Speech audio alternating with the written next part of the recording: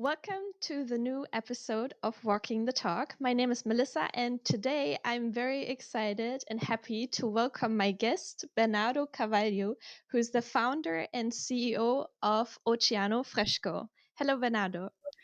Hi, Melissa. Good to be here. I'm so happy that we can make this work and that we're speaking today. Likewise, very excited. So, first of all, would you like to tell everyone what is Oceano Fresco doing? Oceano Fresco is a shellfish aquaculture company that is bringing to the world a sustainable food alternative. We are growing clams, which is a very powerful yet small animal, which is tasty, healthy, and sustainable. That sounds very interesting. I've honestly never met any startup like yours because your startup is based on science, essentially. Yes, we are a science-based company, or we should say a science-driven company. We actually started as an R&D company, and then we evolved into a production company, marketing and sales. In other words, into an integrated food company. But our approach and our vision stem from a scientific perspective. I think that's very interesting. Also, because your background is actually not in science. You're a business person, just like me. Yes, that's right.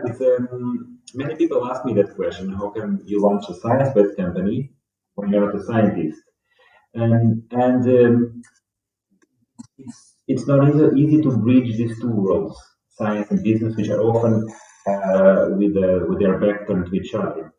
My my experience in bridging those two worlds was developed when I was working in a plant breeding company in Switzerland, in Basel, called Syngenta. And that's when I started, when I learned to talk to scientists, in that case, breeders. And I went to breeding stations, to agronomic stations, where I had to understand the scientific challenges and then transform that into a business case and then talk to the business side of the company. So that by doing that for a few years, gave me the ability to understand both worlds, and that was the seed that led to the creation of Oceano Fresco. Quite literally. Yeah. But I completely feel you. I've had the same experience when speaking with scientists rather than business people because well, we business people we definitely have our own language as well that outsiders do not necessarily understand. But then scientists, it's a completely different story. You have to learn their language and their like slang terms or way of communicating, which is completely different. Absolutely. It's the language is just the symptom of course of how the different mindset and a different focus when looking at the same topic. And the challenge to me was to, apart from overcoming the language, to understand enough of the science in order to be able to have a constructive conversation with the scientists, and then to get into a business perspective, typically business case. And that balance between going into understanding the content enough and just enough, it's very difficult to strike. It was for me at least initially. Did you ever feel intimidated because you knew, okay, this is not my domain. I'm not exactly sure what is enough, what is not enough, what is understandable and what not. Did that ever intimidate you about pursuing this path? No, because maybe I was naive, but it did not. And maybe I was naive indeed, but I also they didn't expect me to try to understand the science. So the expectations on from the scientist side was that typically business people just want to talk about cash flows, Hmm. the cost from the revenue impact, and just summarize what you do in like 3 lines. I can put it on my template in my presentation.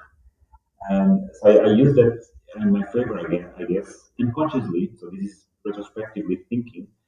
And I played just new, I would play the rookie and I asked questions. I asked, basically, I did like a scientist do. I was curious intellectually, and I asked questions. How do you cross the two plants varieties? So, what's a field test? What is genotyping?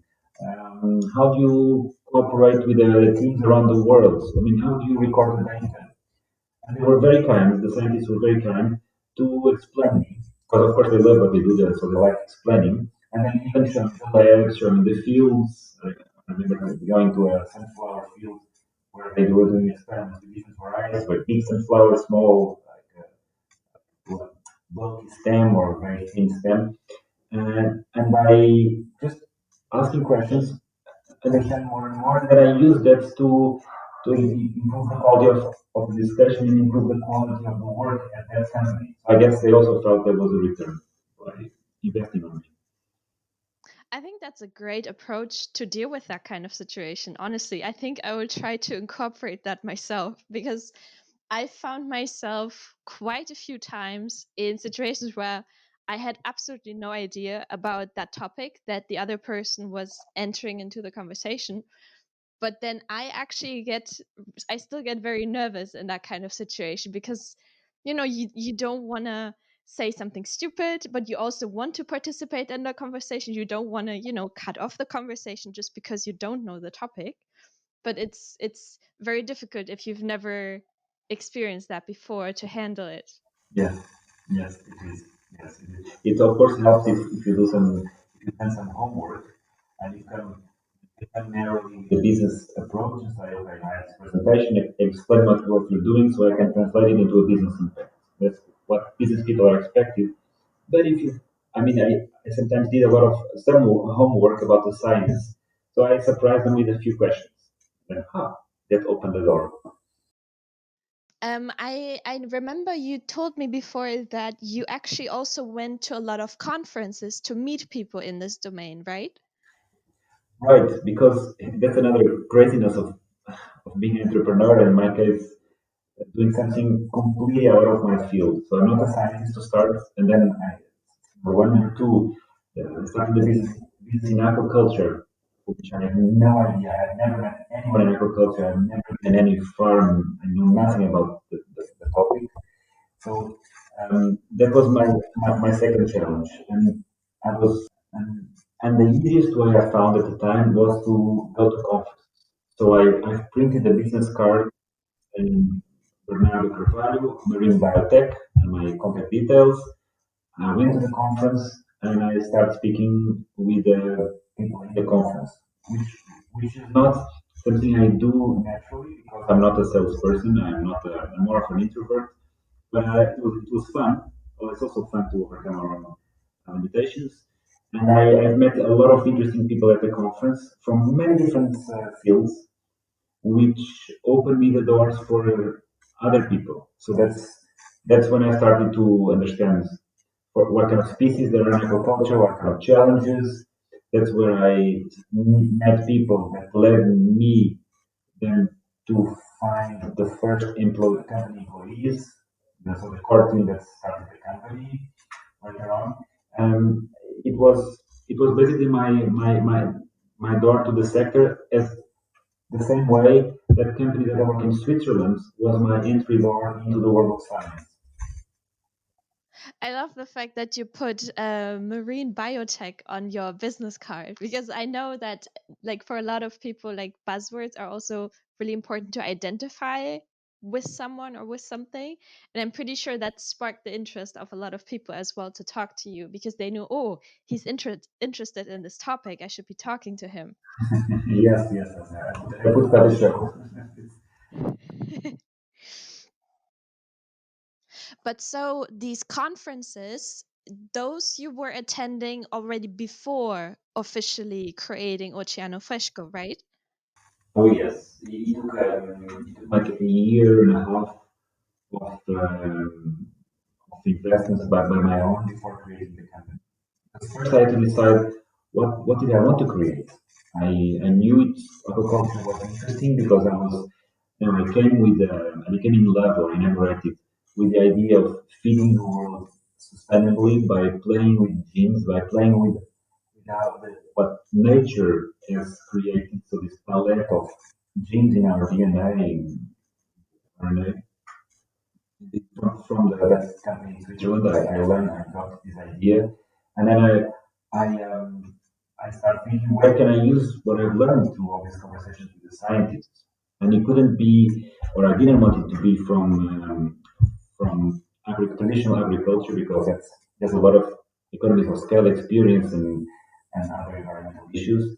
It wouldn't come from terrestrial animals for the same reason. So if it's not from the earth, it has to come from the sea.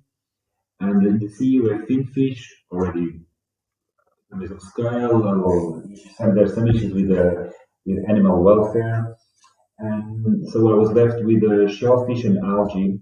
And algae is not very much eaten in Europe, North America yet. So shellfish was the choice. And then I I had to find a way of basically getting into shellfish and getting into the sector for designing what the company objective would be. And that took me a year and a half of going to conferences, reading, listening to podcasts, of course. While I was exercising, I remember I was exercising and I was always listening to podcasts about breeding and shellfish and ecology. And I was at night I was working as a consultant full time, and at night I was sending emails to biologists, researchers, scientists, companies within the agriculture field to talk to as many people as possible so that I could gain knowledge and understand what I wanted to do. So that was a big investment. And if you had seen me back then, you wouldn't know that I was building the foundations of what would become a startup because that work was just investment without any visible return. So it is, I think, a marathon. It's not a sprint to be a an entrepreneur startup. It's, in my experience, especially in this field, which is biology takes time, it's more of a 400 kilometers marathon with barriers. This must be so hard, and because it's such a complicated field. Like anything science related is, it incorporates so many points that you simply cannot control, and you have no idea what is going to happen. You can have the best plan in the world, but there is some things you just don't know what is going to happen. Mm. Yes, you have to enjoy. You have to enjoy, or at least you have to be comfortable with ambiguity. You have to be comfortable with um, failing, with asking questions, designing experiments, failing, and then understanding that it was not the team which failed, it was just the hypothesis, or sometimes the experience which was not correct. Then we have to withdraw the hypothesis and do another experiment, or try some hypothesis in a different way, with a different kind of test. And that's normal. This trial and error is how science works, how actually humankind or human have evolved. So that one needs to be comfortable with that, and also with the notion of long cycles. That there are some businesses which require a lot of time to build. It's not like going to Y Combinator or some accelerator and you have 3 months to develop a minimum viable product and then buy some advertising and see if there is traction from the clients, if you can get clients. It doesn't work like that. In some fields, especially in science and biology, it takes time, it takes resilience, it takes this, you have to have this inner belief that what you're doing is right, is worthwhile, so you can survive or endure a long period of time without any visible outcome, without any visible progress. So it's a different type of entrepreneurship. It's Definitely. not just go as fast as you can because you need to scale up super quickly and fail fast. It's not, yeah, it's not a digital world. Definitely. So if I sum this up, so you're in a field that's highly complex, that you didn't understand at the beginning. You had to teach yourself all the things that matter, and it's super risky in the sense that there's so many things that you simply cannot control. So, what is it that drives you and makes you believe that this is in fact going to work? Because otherwise, I can't explain to myself why you're doing it. Yeah, I wouldn't describe it as super risky. It's not. Let me try. It's not. It's not a binary business. Like, so it's not a super fast business like a digital world, like we discussed before. But it's also not a binary business like a new molecule in pharmaceutical, which basically goes through clinical trials and it either succeeds and it becomes a medicine, or it fails and it's discarded. So you have a lot of money at risk, which is either one or zero. In aquaculture, in our business, it's the type of business that has a lot of barriers to entry, and so you need to overcome a lot of barriers to enter, licensing, technology, team, etc., financing, which means and it takes a long time to set it up. But once it's set up, then it's bound to succeed, provided there's proper management and proper team in place. So it's more than, that's why I say it's a marathon with barriers. It's not, if if one puts the right effort and and gives the right and dedicates the right amount of time and doesn't give up too early, it will succeed in some form. It might be a small success, but it will succeed in some way. We are ambitious and we want to succeed in a big way. So we're also building ways to scale up the company, but it's not high risk in the same of biotech or even mobile app. Absolutely. The difference. We don't follow the law of great numbers. So in mobile apps, there's a very small barriers to entry, which means that thousands of people, entrepreneurs, create new apps, but then only one in 10,000 will succeed, and then only one in how many thousands will become a big success. This is the opposite. Very few people players come into the industry because the barriers are so high. So you have to be a marathonist. The flip side to high barriers of entry is, of course, if you have all the necessary, I don't know, arrangements and licenses and whatnot, the flip side is that it can also be a competitive advantage, right? So if you have it and the others don't, that gives you a competitive edge. Absolutely, absolutely. Um, so it's kind of cozy if you're in the sector because it kind of shelters from new entrants compared to other sectors.